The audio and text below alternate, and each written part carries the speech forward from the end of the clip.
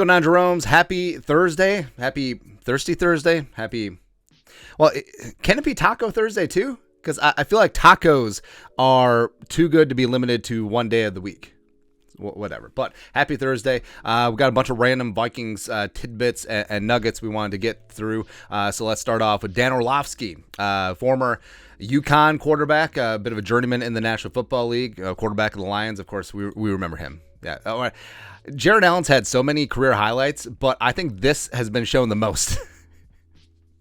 End zone should be 11 yards long. Anyways, so Dan Orlovsky, ESPN's turned himself into a phenomenal analyst. I love and respect his takes, and this one is pretty damn good. So he did up a video breaking down 3 separate Justin Jefferson plays in high leverage spots, and he tweeted, "There is not a thing Justin Jefferson cannot do, absolutely justified to put him in the MVP conversation." And so the play where he beats inside leverage, bracket coverage, scores a touchdown at the end of the game against the Giants. I mean, Kevin O'Connell completely praised it, went over the top about it, and it looks relatively routine, of course, to you and I, but it's extremely hard to do. And the thing about Justin Jefferson is that he makes these extremely difficult things look easy.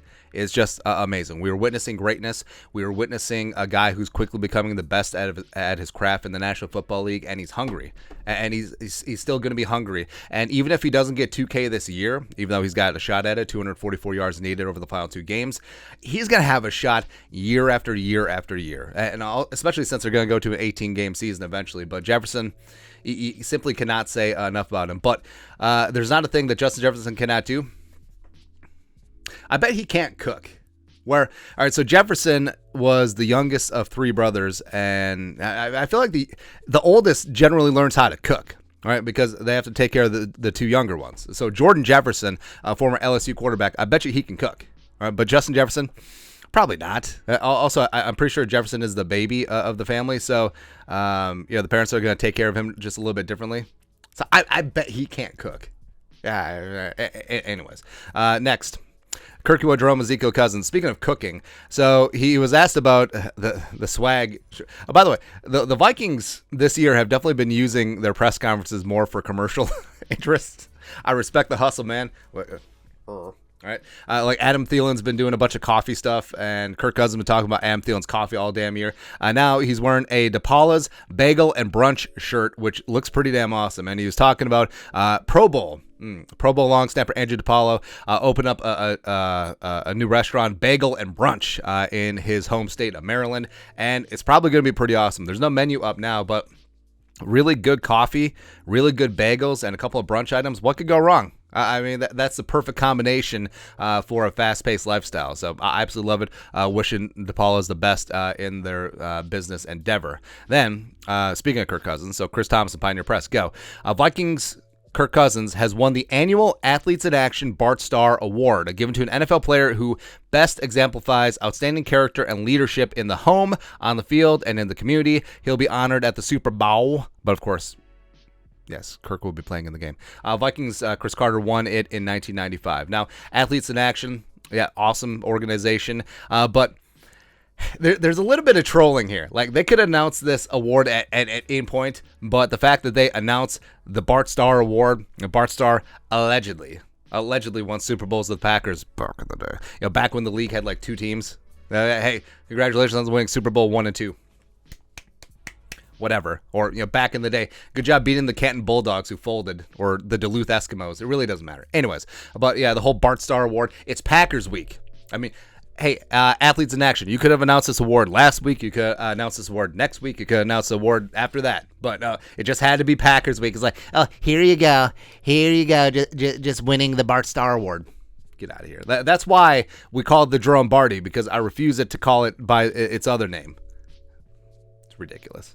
But good for Kirk. And yes, on and off the field, he is an absolute a model citizen, and he is definitely someone that you would want your sons to grow up to be like. Ben Gessling.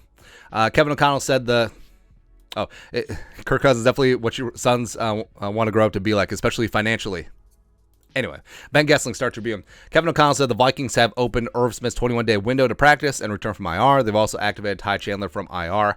So now, I mean, they've been hoping to get Irv back from his high ankle sprain. He had a thumb issue in preseason. He had the meniscus last year. So Irv has not had very good injury luck, but he does have 2 touchdowns on the season. And him coming back for the playoffs as a nice receiving tight end 3 option, behind Hawkinson, who's obviously one. I think Johnny Munt is a pretty solid tight end too. I mean, that's just an extra weapon. And Kirk has already shown that he's got chemistry with Irv Smith. So it's just good. Gravy on top. Ty Chandler, the 5th round pick out of North Carolina, come on and raise up. I think that in the future, I think that he's going to be a big part of this offense. He's been a special teamer for 2 games before he had some thumb issues. So glad to have him back on the rooster. Then Rap Sheet. Speaking of the Packers, or other side of the river, Packers left tackle David Bakhtiari, appendicitis, returned to practice day, as Aaron Rodgers first reported on the Pat McAfee show. Said reporter also, so Rodgers dinged up his knee in the game against the Dolphins. As I get choked up. Is that you, Rona? So Aaron Rodgers didn't practice on Wednesday. He's going to be fine on Sunday. It's whatever. Just Rodgers is like, oh, what a hero. What a warrior. Oh, look what he's fighting through. Bigarla. Get out of here. But Bakhtiari, I mean, I feel bad for Bakhtiari, man, because respect, he's one of the best left tackles in the game, but he's been very slow to come back from that ACL injury. And then he randomly had appendicitis, but now it looks like he's going to be back on the field Sunday for the Packers. And then Thomason, with Cameron Tiny Dancer practicing in full on Wednesday after he had tweaked up his ankle that caused him to go on IR early in the season.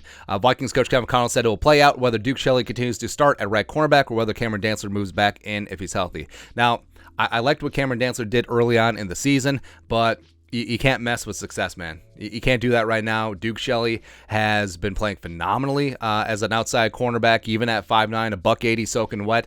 He's a really good impressed man. He's really taken to what the Vikings have done the last 2 games in terms of amping up the aggression. So I don't think you can F with it. I mean, have Dantzler in as the backup and ready to rock and roll, but Duke Shelley has earned his spot. You can't take that away from him at this point. But is that it? Yeah, I think that's it. All right, so that's it. That is the Thursday Vikings news dump. Bagels and brunch. We're going. Hey, we're having a Jerome meetup in Maryland, supporting our guy, Andrew DePaolo, the best long snapper we've ever had. Well, actually, no, superstar Mark Morris. That's close. It's close, right? Anyways, let us know your thoughts and our thoughts in the comment section below. Subscribe for daily Vikings takes. Want to support the work? Put a little something in the Venmo, but till next time, Skol, production value.